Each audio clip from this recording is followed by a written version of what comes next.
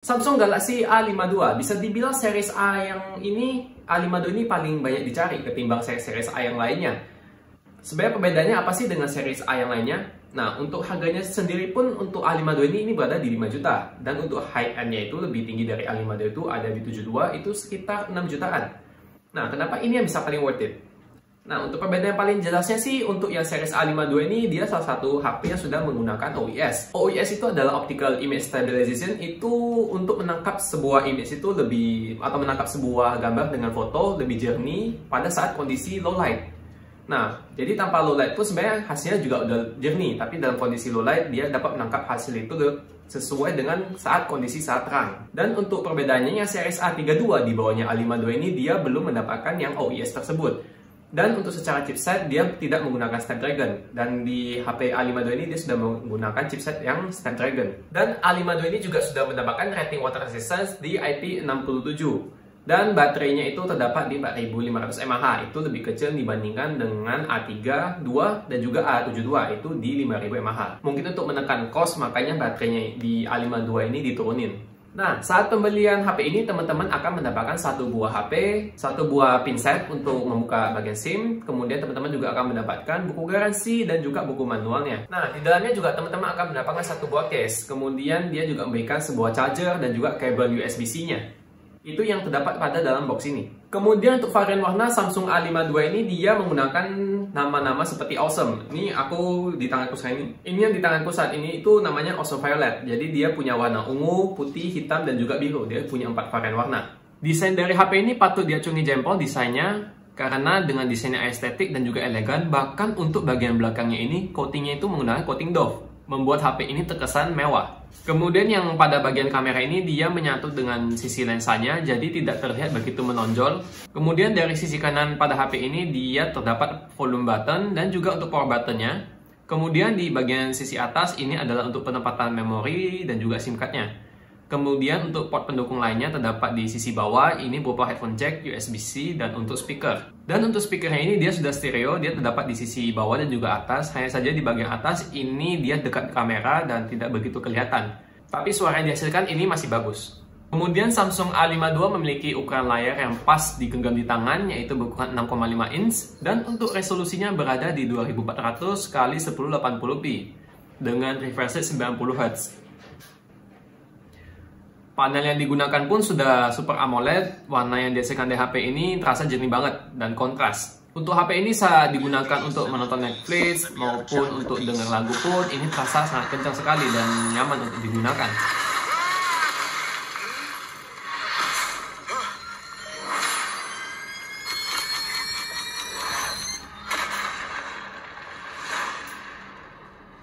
Do we know each other? Time.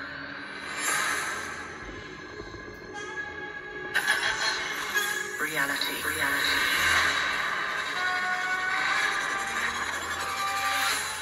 It's changeable.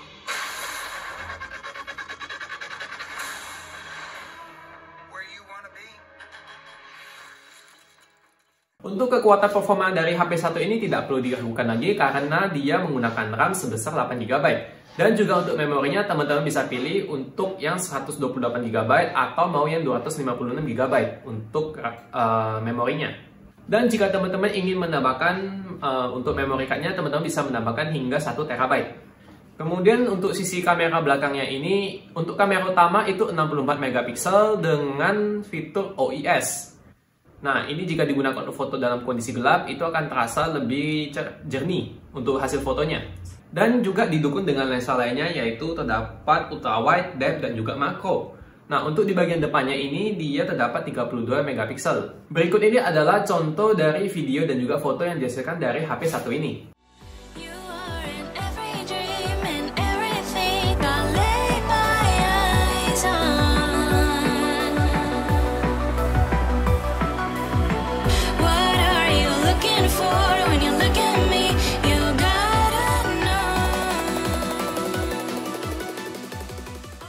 Nah, ini untuk hasil dari kamera depannya.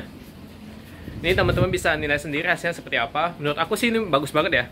Untuk harga 5 jutaan. Nah, ini untuk kamera depannya.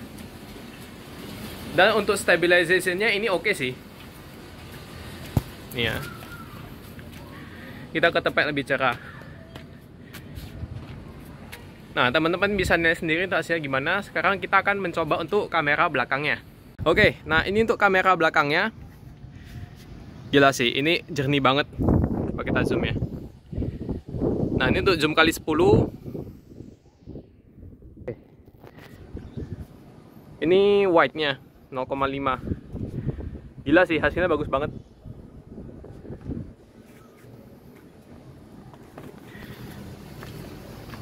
Stabilization-nya juga oke banget. Teman-teman bisa nilai sendiri kamera belakangnya seperti apa. Coba komen di bawah. Gimana menurut teman-teman untuk harga 5 jutaan dengan kamera yang seperti ini. Oke, itu aja untuk kamera belakangnya.